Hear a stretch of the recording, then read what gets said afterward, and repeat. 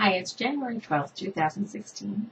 It's Lisa Salberg here with the Hypertrophic Cardiomyopathy Association.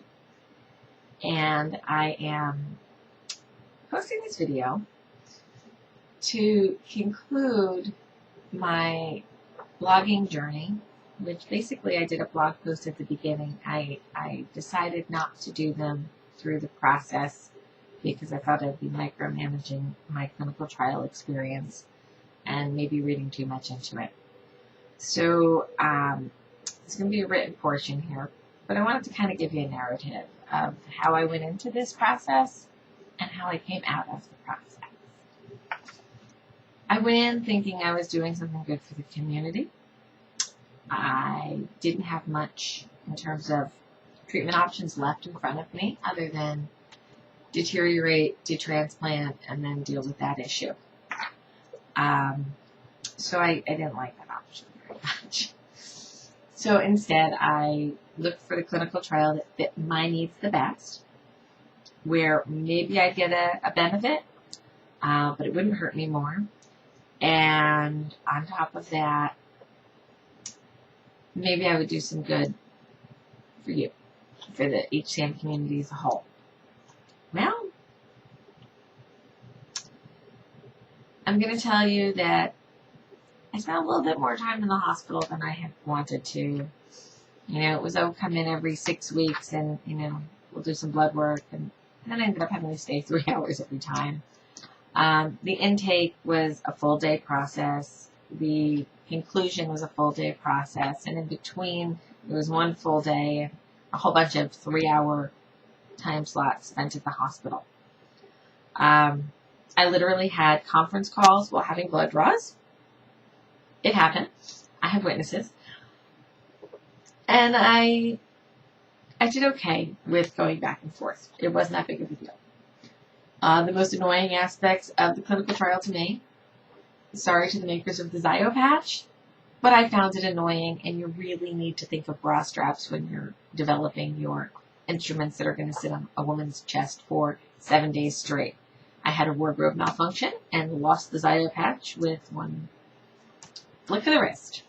So, hint to them, they need to do a little bit of work on that. It was still a little intrusive, but much better than the old-fashioned, so I'm not complaining that much, just a little bit.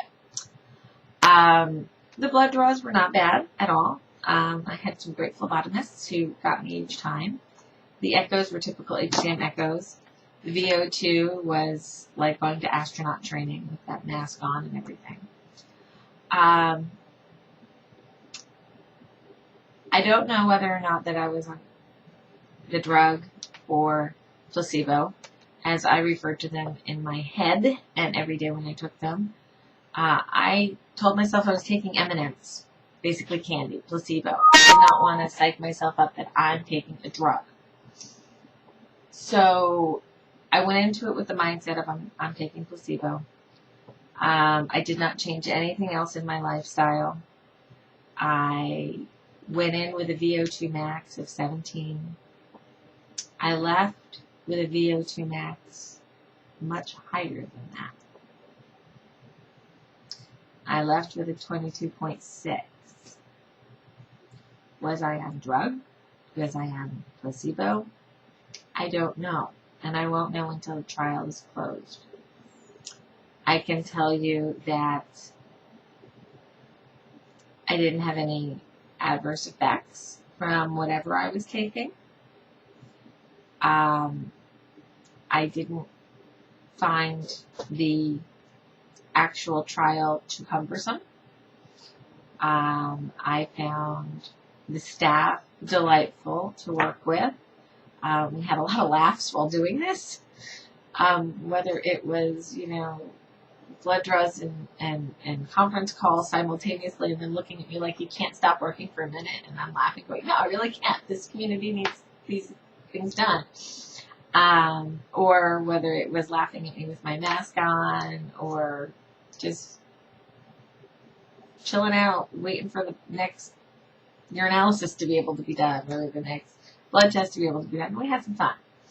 So at the end of the process, I'm glad that I did it. I definitely have some feedback for manufacturers of product for monitoring. I'm cautiously optimistic that I was actually on the drug and that it had the positive impacts that I think that it had, but I really don't know. As you know, with HCM, we have good days and bad days. We have better test results that might give us some hope, and sometimes things turn down and we get upset. But I will say this much. In 35 plus years now, going to cardiologists and getting data about my heart and where I'm at in my HCM process, every time in 35 years, I've either been static or worse. This was the first time somebody gave me numbers that were substantially better than I had in the past. Again, I don't know what I was on. I still am on that medication, whatever it was, MMs or sodium channel blocker, which name I don't even remember how to pronounce it yet. I'll get back to you on that. I don't know what I was on, and I won't know until every person who participated in the trial has concluded the trial. And then they will tell you what you were on. Whatever it is, I'm going to keep taking it. And I'm going to hope that whatever my heart's doing right now, it keeps doing. Because it's good. So as a clinical trials participant, I'm happy I did it. Can't wait for the rest of you to finish this trial so we'll know what it really means. So I think we're another, 12 to 18 months off of that. But stay tuned, because as soon as those trial results are available, you can see them right here. So that's what I got to say. And fingers crossed for me, for you, for everybody. This one might work. Who knows? Participate in clinical trials, people. Please. We need it. Have a good day.